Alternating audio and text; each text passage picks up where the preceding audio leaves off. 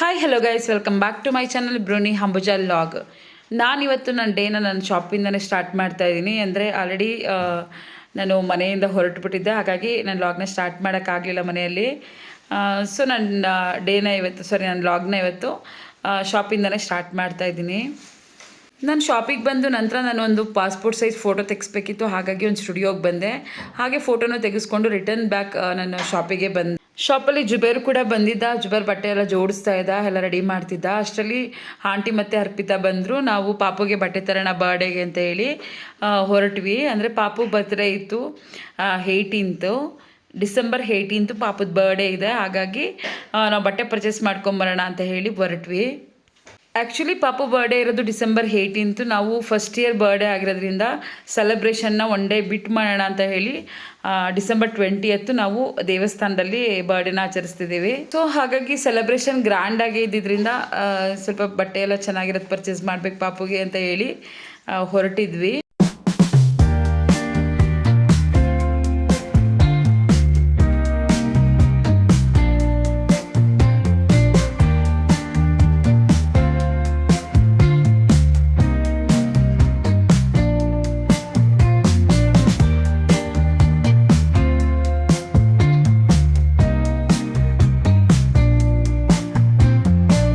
ಅಮ್ಮನ ಪಿಂಡ ಯಾವ ಬೋಳಿ ಮಗನಿಗೆ ಅರ್ಥವಾಗುತ್ತದೆ.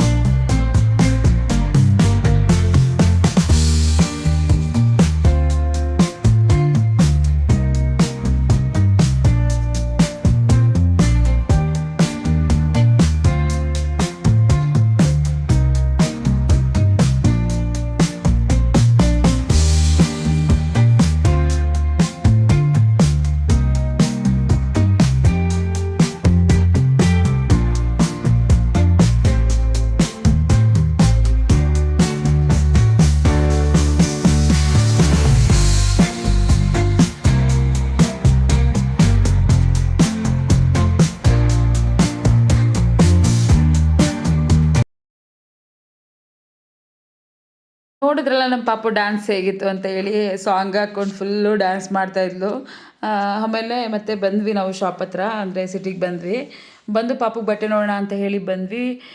ಇಲ್ಲೂ ಕೂಡ ತುಂಬ ಚೆನ್ನಾಗಿತ್ತು, ಡಿಫ್ರೆಂಟಾಗಿತ್ತು. ಬಟ್ ಇಲ್ಲೂ ಸ್ವಲ್ಪ ನೋಡಿ ಬೇರೆ ಶಾಪ್ಗೆ ಹೋಗಿ ನೋಡೋಣ ಅಂತ ಹೇಳಿ, ಅಂದರೆ ಇಲ್ಲೇ ತುಂಬ ಹೊತ್ತು ನೋಡಿದ್ವಿ. ಬಟ್ ಸ್ವಲ್ಪ ನಮಗಿಷ್ಟ ಆಗಲಿಲ್ಲ ಫ್ರಾಕ್ಸ್ಗಳು. ಸೊ ಹಾಗಾಗಿ ಬೇರೆ ಶಾಪ್ಗೂ ಕೂಡ ಬಂದು ನೋಡಿದ್ವಿ. ನಿಮಗೂ ಕೂಡ ಇದಿಷ್ಟ ಆದರೆ ಇಷ್ಟರಲ್ಲಿ ನಾವು ಯಾವುದನ್ನು ತೊಗೊಂಡಿರ್ಬೋದು, ಯಾವುದನ್ನು ಪರ್ಚೇಸ್ ಮಾಡಿರ್ಬೋದು ಅಂತ ಹೇಳಿ ಕಮೆಂಟ್ ಮಾಡಿ, ಅಂದರೆ ಕಲರ್ಸ್ನ.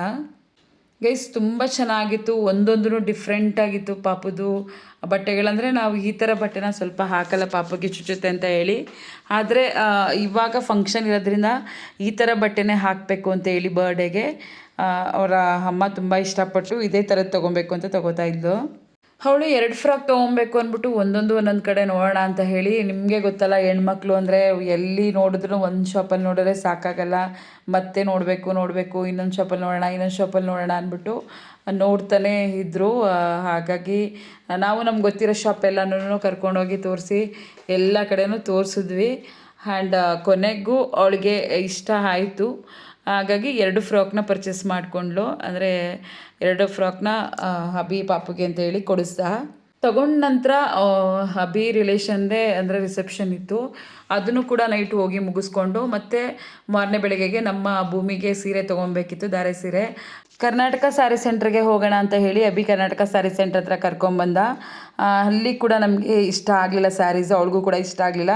ಮನ್ನಾರ್ಸಲ್ಲಿ ಹೋಗಿ ನಾವು ನೋಡಿದ್ವಿ, ಅಲ್ಲಿ ಇಷ್ಟ ಆಯಿತು, ನಾವು ಪರ್ಚೇಸ್ ಮಾಡಿದ್ವಿ. ಆ್ಯಂಡ್ ಸ್ಟಿಚಿಂಗಿಗೆ ಕೂಡ ಕೊಟ್ವಿ, ಅಂದರೆ ವರ್ಕ್ ಮಾಡಿ ಸ್ಟಿಚಿಂಗ್ ಮಾಡಲಿಕ್ಕೆ ಕೂಡ ಕೊಟ್ಬಿಟ್ವಿ. ಹಾಗಾಗಿ ನಾನು ವೀಡಿಯೋ ಫೋಟೋಸ್ ಏನೂ ಮಾಡ್ಕೊಂಡಿಲ್ಲ. ನಿಮಗೆ ಸ್ಟಿಚಿಂಗ್ ಆದಮೇಲೆ ನಿಮಗೆ ಯಾವ ಥರ ಸ್ಟಿಚ್ ಮಾಡಿಸಿದ್ದೀವಿ ಆ್ಯಂಡ್ ಯಾವ ಸೀರೆ ತೊಗೊಂಡಿದ್ದೀವಿ ಅಂತ ಕೂಡ ನಿಮಗೆ ನಾನು ತೋರಿಸ್ತೀನಿ, ಒಂದು ವಿಡಿಯೋ ಮಾಡ್ತೀನಿ ಅದನ್ನು. ಹಾಗೆ ನಾನು ಲೆಹಂಗಾನ, ಅಂದರೆ ಅವಳಿಗೆ ಬ್ರೈಡಲ್ ಲೆಹಂಗಾನ ಅಂದರೆ ನೈಟ್ ರಿಸೆಪ್ಷನ್ಗೆ ಬಾಡಿಗೆಗೆ ನೋಡೋಣ ಅಂತ ಹೇಳಿ ಬಂದಿದ್ದೆ. ಅಂದರೆ ಅದನ್ನು ಸ್ವಲ್ಪ ವಿಡಿಯೋ ಮಾಡ್ಕೊಂಡಿದ್ದೀನಿ. ಅಂದರೆ ಅವಳಿಗೆ ನಾವು ಓನಾಗಿ ತೊಗೊಳ್ಳಿಕ್ಕೆ ಇಷ್ಟ ಇರಲಿಲ್ಲ, ಹಾಗಾಗಿ ನಾನು ಸ್ಟಿಚ್ ಮಾಡಿರೋಂತಹ ರೆಂಟೆಡ್ ಲೆಹೆಂಗಾನೇ ನೋಡೋಣ ಅಂತ ಹೇಳಿ ನೋಡ್ತಾ ಇದ್ದೆ. ಅದನ್ನು ಕೂಡ ನಾನು ನಿಮಗೆ ಒಂದು ವಿಡಿಯೋ ಮಾಡಿ ಹಾಕಿದ್ದೀನಿ. ಆ್ಯಂಡ್ ಈ ವಿಡಿಯೋ ನಿಮ್ಗೆ ಇಷ್ಟ ಆಗಿದ್ರೆ ಲೈಕ್ ಮಾಡಿ, ಶೇರ್ ಮಾಡಿ, ಸಬ್ಸ್ಕ್ರೈಬ್ ಮಾಡಿ. ಈ ವಿಡಿಯೋ ನಿಮ್ಗೆ ಇಷ್ಟ ಆಗಿದ್ರೆ ಕಮೆಂಟ್ ಮಾಡಿ. ನೆಕ್ಸ್ಟು ನನ್ನ ವಿಡಿಯೋಗೋಸ್ಕರ ಬೆಲ್ ಐಕನ್ ಕ್ಲಿಕ್ ಮಾಡಿ. ನಾನು ಯಾವ ಲೆಹೆಂಗಾ ತೊಗೊಂಡ್ವಿ, ಯಾವ ಸ್ಯಾರಿ ತೊಗೊಂಡ್ವಿ ಆ್ಯಂಡ್ ಯಾವ ಫ್ರಾಕ್ ತೊಗೊಂಡ್ವಿ ಅಂತ ಹೇಳಿ ನಿಮಗೆ ನೆಕ್ಸ್ಟ್ ವಿಡಿಯೋದಲ್ಲಿ ತಿಳಿಸ್ತೀನಿ. Thank you.